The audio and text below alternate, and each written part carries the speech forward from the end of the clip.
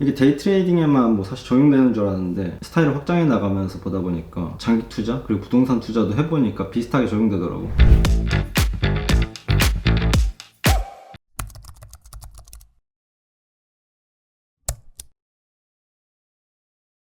언니? 맞습니다. 지금 출근해야 되는데 대낮부터 러쉬 온 거예요? 딱 출근하기 전에 안 되겠다. 잡아야겠다. 상의만 갈아입었을 때. 미안해, 나 이러고 출근한 사람이야. 아 맞다. 그대로 바지 입지. 오늘은 사실 어떤 이야기를 하려고 했냐면 동강 가치 투자자인가 트레이더가 이제 이야기가 많더라고요. 이제 나도 헷갈려. 사람들이 하도 그래갖고. 오늘은 그거에 대한 좀 답변을 한번 들어보고자 왔습니다. 가치 트레이더입니다. 괜찮은데? 우리가 단어 하나 만들어야겠다.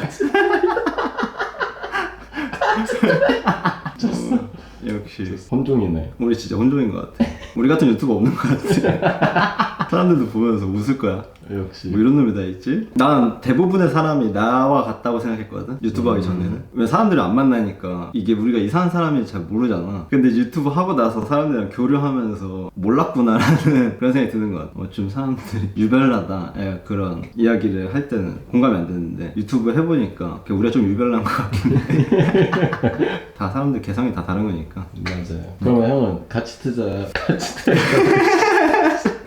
봐봐, 이거 바로 천하제일 다다이처럼 단어 걸렸잖아. 이건 되는 단어야. 가치 트레이더. 형은 그럼 트레이더인가요? 가치 투자자인가요? 사실 사람들이 이제 고인물이라고, 우리 고인물 맞긴 하지. 꽤 됐으니까. 진짜 그런가 싶기도 한데, 무튼 나는 이제 돈 되는 건 다 한다고 보면 돼. 처음엔 당연히 우리가 시대가 적으니까 이제 트레이딩을 몇 년 동안 내가 미친 듯이 했던 그 시절이 있었고, 그 과정에서 이제 많은 투자 원칙, 뭐 철학, 그리고 매매법들이 자연스럽게 생기잖아. 당연히 그러다 보니까 이제 시드가 커지고 뭐 트레이딩으로 운영할 수 있는 금액을 넘어서게 되면서 이제 트레이딩은 직장인처럼 월급 받는 용도로 매일의 내 루틴이었지. 거래 루틴. 근데 왜 시드가 커지는 거랑 트레이딩으로 운용하는 거랑 무슨 상관이야? 시드가 커지면 계속 트레이딩으로 운용하는 게 어려워? 그치, 아무래도 트레이딩으로 운영할 수 있는 금액은 뭐 사람마다 다 다르겠지만 어느 정도 상한선이 있다고 보면 돼. 그러다 보니까 자연스럽게 트레이딩으로 이제 계속 자산이 불어나면은 어느 시점 이후에는 포트폴리오를 구축하게끔 돼 있어. 아무래도 자산 배분의 이제 성격이라고 보면 될 것 같아. 이제 가치 투자는 트레이딩을 하는 사람으로서 이제 시장을 내가 맨날 모니터 앞에서 모니터링 하고 있다 보니까 포트폴리오를 자연스럽게 관리할 수 있게 되는 것 같더라고. 왜냐면 시장 분위기를 매일 보고 있으니까 시장 전반의 이제 온도 직접적으로 내가 느낄 수 있잖아. 그러다 보니까 뭐 자연스럽게 스윙, 뭐 가치 투자 이런 거 다 하게 되는 것 같아. 그래서 트레이딩 하다가 가치 투자자가 되는 이제 경험은 누구나 이제 다 하지만 근데 그러면 안 된다는 거지. 나도 그랬었던 시절이 있었고 트레이더는 트레이더답게 오버나잇을 자주 하면 안 된다. 교훈이 있었지, 트레이딩 하면서.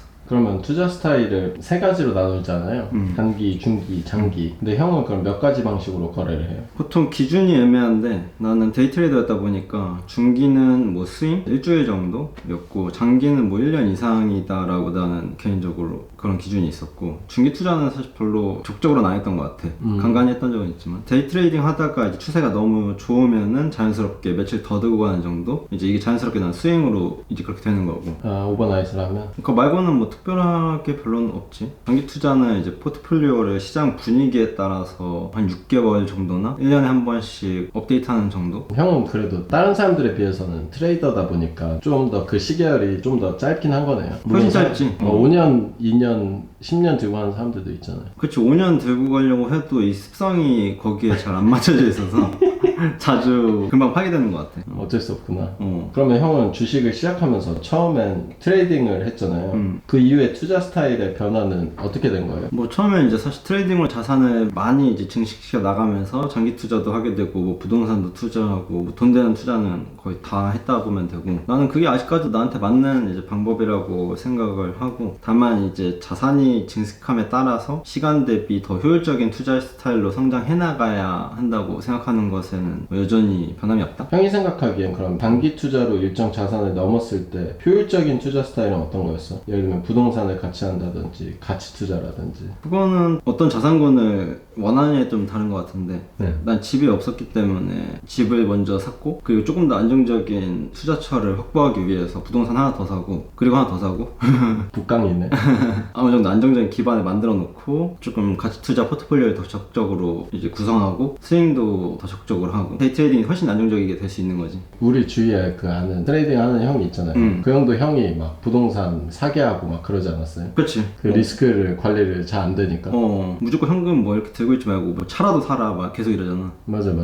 그런 게 이제 이런 이유지. 언제 리스크가 계좌에 다가올지 모르니까 잘 관리할 수 있게끔 내가 옆에서 조언을 많이 하지. 저번에 만났잖아요. 푸근해 보이더라고요. 부동산을 들고 있으니까. 그치. 월세로 먹고 살 수 있으니까. 그런 것들이 트레이딩 하면서 내가 많이 경험했다 보니까 좀 진지하게 해줄 수 있는 조언이지. 좋았던 것 같아요. 저는 그 옆에서 보면서. 그건 나도 잘한 조언이었다고 생각해. 그러면 전업으로서 여러 가지 투자 방법으로 하면 거래를 수익도 커지는 편이에요? 보통 이제 베테랑 이제 전업 투자자들 같은 경우는 여러 투자 방법이 갖고 있는데 결국 돈을 많이 벌어서 아무래도 자산을 분배해야 된다라는 그런 성격 때문에 그런 것 같아. 근데 뭐 돈을 못 버는 투자자가 여러 가지 투자 방법을 갖고 있다 그러면 보통 문제가 있는 거고. 나도 데이 트레이더로 시작해서 지금은 뭐 여러 가지 투자 스타일로 확장해 나가고 있지만 처음에 자산을 이제 불리는 데에서는 데이 트레이더로서 굉장히 오랜 경험이 있었고 대형주 데이 트레이딩이라는 주력 투자 스타일이 명확하게 있었지. 그래서 여러 가지 투자 방법을 시도해보는 건 투자 스타일을 찾기 위해서 초보 투자자분들한테는 필요한 일이지만 돈을 못 버는데 계속 여러 가지 투자 스타일을 이제 겸하고 있다 그러면 일관성 없는 투자 스타일로 시간을 잃기 때문에 안 좋은 방식이다라고 할 수 있지. 그러면 궁금한 게 전업으로서 여러 가지 투자 방법으로 거래를 하면 리스크가 더 커지는 편이에요? 베테랑이 아니라면 여러 가지 투자 방법으로 거래하게 되면 일관성이 없어서 이제 규칙 없는 거래를 하게 된단 말이야. 당연히 리스크가 더 큰 게 사실이고, 그래서 베테랑 전업 투자자라면은 여러 가지 투자 방법을 고수할 때 자산이 자연스럽게 분산될 거 아니야. 그러다 보면은 아무래도 하나의 투자 방식에서 모여있는 리스크라기보다는 다양한 투자 스타일 포트폴리오로 리스크가 분배되기 때문에 이제 그걸 잘 관리할 수 있는 베테랑 전업 투자자이기 때문에 오히려 리스크가 줄어드는 효과가 있다. 근데 초보가 했을 때 오히려 리스크가 훨씬 더 중첩돼서 커지는 거겠네. 그치, 뭐 의미 없는 그거지. 특정 목적이 없기 때문에. 그러니까 잘 다룰 수 있는 사람이 있고 아닌 사람이 있는데, 오랜 베테랑들은 하나씩